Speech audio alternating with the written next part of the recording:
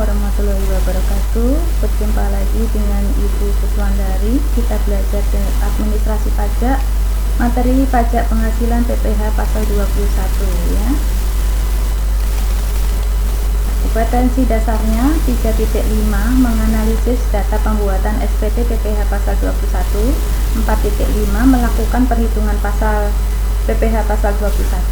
Nah, ini beberapa pokok bahasan yang akan kita pelajari. Yang pertama, definisi PPh pasal 21, kemudian subjek yang dipotong PPh pasal 21, subjek yang tidak dipotong PPh pasal 21, kemudian objek PPh pasal 21, kemudian bukan objek PPh pasal 21, siapa saja pemotong PPh pasal 21, dan perhitungan PPh pasal 21. Nah, kita lanjutkan. Apa itu definisi PPh pasal 21? Yaitu pajak atas penghasilan berupa gaji, upah, honorarium, tunjangan, dan pembayaran lain ya, dengan nama dan dalam bentuk apapun sehubungan dengan pekerjaan atau jabatan, jasa, dan kegiatan yang dilakukan oleh orang pribadi subjek dalam negeri.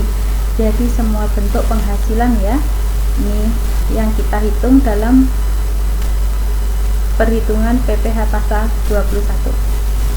Siapa saja yang menjadi subjek yang dipotong PPh pasal 21? Yang pertama, pegawai. Ada pegawai tetap, pegawai tidak tetap, pegawai harian lepas. Ada lagi, ada penerima pesangon, penerima pensiun, THT. THT itu tunjangan hari tua, JHT jaminan hari tua, dan termasuk ahli warisnya.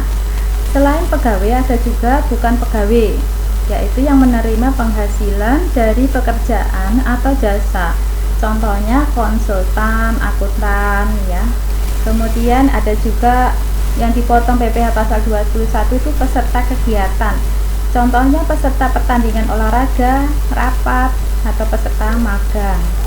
Nah, ini yang dipotong oleh PPh, penghasilannya dipotong PPh pasal 21. Kemudian ada pengecualian, yaitu subjek yang tidak dipotong PPh pasal 21 itu yang karyawan atau pegawai kantor perwakilan negara asing, contohnya karyawan kedutaan besar, konsulat jenderal, dan lain-lain ya. Nah, ada juga yang karyawan atau pegawai organisasi internasional yang mendapat penghasilan di Indonesia, misalnya organisasi internasionalnya itu WHO, ILO, UNHCR, dan lain-lainnya. Nah, ini kalau tadi yang dikena subjek-subjeknya, sekarang ini bukan yang dikenakan, bukan objek PPh pasal 21. Yang pertama, iuran pensiun. Yang kedua, zakat. Yang ketiga, pembayaran santunan. Yang keempat, penerima natura. Ada juga beasiswa. Nah, ini yang menerima ini tidak dipotong atau tidak dipungut PPh pasal 21. Selain itu, terus lalu apa Bu objek PPh-nya? Yang pertama itu penghasilan pegawai tetap. Yang kedua, penghasilan yang diperoleh penerima pensiun. Ada penghasilan dari pemutusan kerja. Ada penghasilan pegawai tetap.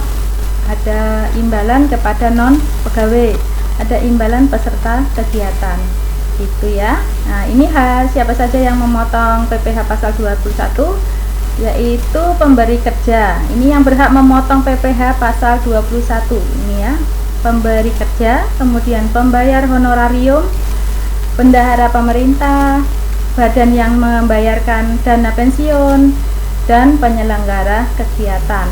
Ini yang berhak memotong PPh pasal 21. Nah, selanjutnya bagaimana menghitung PPh pasal 21? Kita lihat. Nah, ini cara menghitung PPh pasal 21. Penghasilan kena pajak atau sering disingkat PKP. Ini Ibu contohkan untuk pegawai tetap. Yang pertama, kita hitung penghasilan bruto. Nah, penghasilan bruto itu semua penghasilan yang diterima oleh pegawai tersebut dari PT tempat dia bekerja atau dari tempat dia bekerja.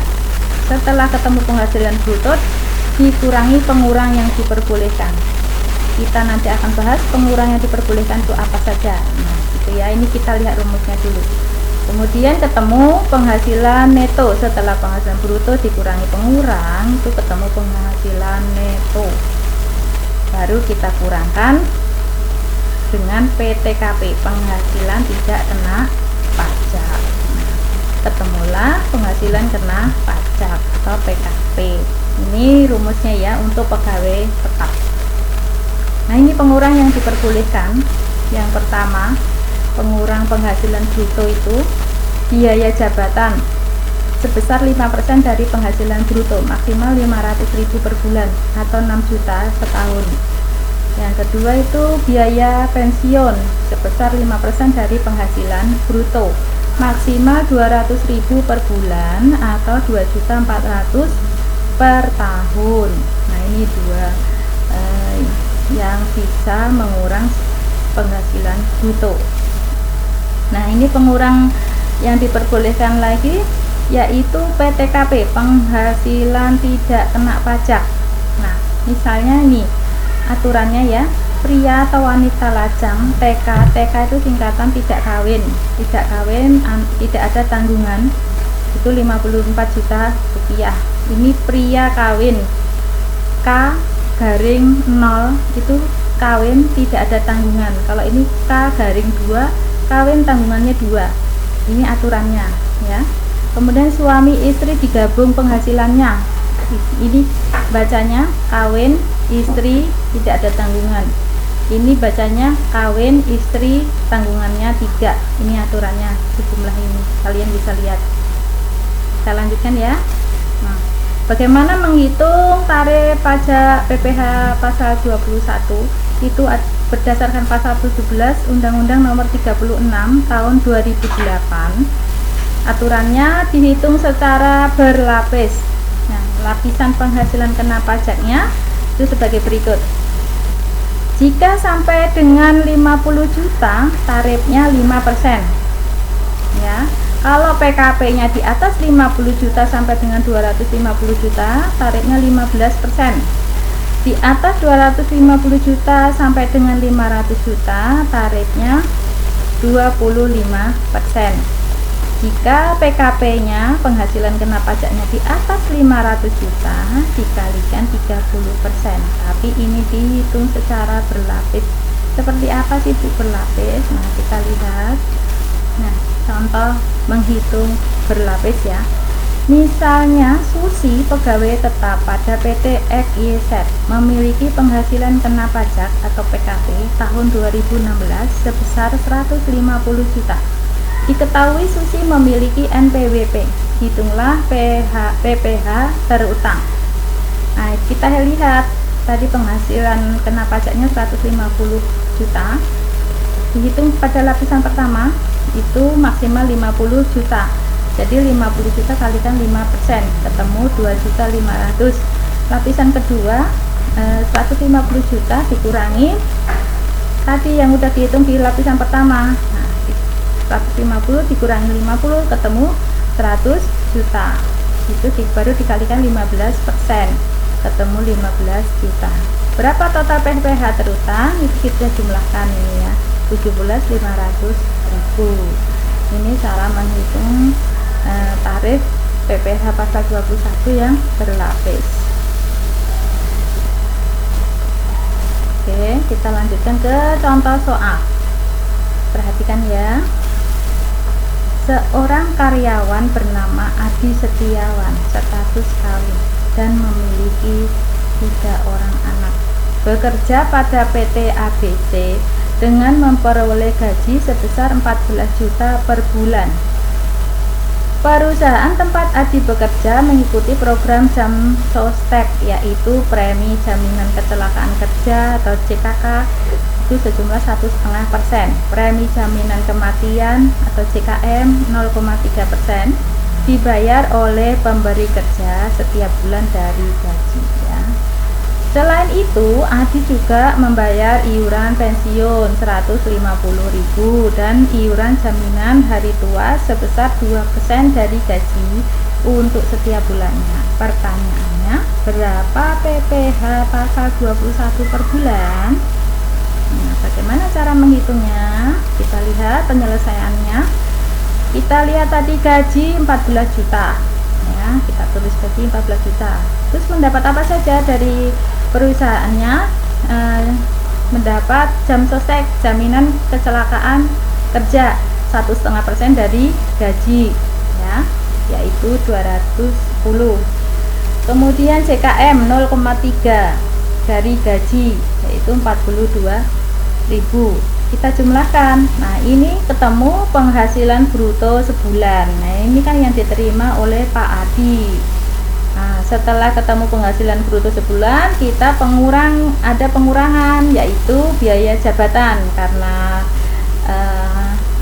Pak Adi adalah seorang pegawai, itu dikurangi biaya jabatan 5% dari 14 juta, itu ketemu 700.000. Nah, pada aturan maksimal 500.000 sebulan, jadi yang dihitung maksimal 500.000. Kemudian Pak Adi juga membayar iuran pensiun sejumlah 150.000. Ada lagi, Pak Adi membayar iuran JHT 2% dari gaji, 2% kali 14 juta, ketemu 280.000. Nah, ini dijumlahkan pengurangnya 500.000, 150.000 ditambah 280.000, ketemu 930.000. Nah, inilah ketemu penghasilan neto sebulan. 14.252.000 dikurangi 930.000, ketemu 13.322.000. Nah, setelah ketemu penghasilan neto sebulan, kita setahunkan, karena PTKP aturannya setahun. Nah, bagaimana cara mensetahunkan? Dikalikan 12 dikali 13.322.000, ketemu 159.864.000. Nah, kita kurangkan PTKP, statusnya tadi kawin anak 3. Nah, misalnya anaknya 5, bagaimana Bu? Ya, yang diakui 3 saja, maksimal 3. Di aturan kawin, status kawin anak 3 itu 72 juta. Jadi penghasilan setahun dikurangi 17 juta, ketemu penghasilan kena pajak setahun. Nah, ini ya, 87.864.000. Ini yang menjadi dasar perhitungan tarif PPh pasal 21. Kita hitung berlapis. Ini dikenakan tarifnya lapis, karena 87 juta itu lebih dari 50 juta, berarti kita hitung lapisan pertama dulu.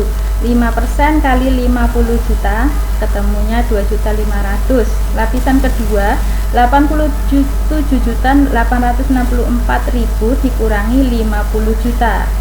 Nah, ini ya, ketemunya kalikan 15%, ketemu 5.679.600 rupiah. Nah, habiskan, ini sudah, ini enggak ada yang melebihi ke 25%. Kita jumlahkan total pajak setahun 2.500.000 ditambah 5.679.600, ketemunya 8.179.600. Nah, ini ketemu pajak setahun. Nah, karena yang ditanyakan adalah pajak sebulan, maka disebulankan. 8.179.600 dibagi 12, ketemunya 6.816.333,33. Nah, dalam pajak ada pembulatan ya, menjadi 6.820.000 rupiah. Nah, itu ketemu pajak penghasilan terutang pasal 21 sebulan. Begitu ya anak-anakku semua, semoga ilmu yang kita pelajari hari ini bermanfaat. Assalamualaikum warahmatullahi wabarakatuh.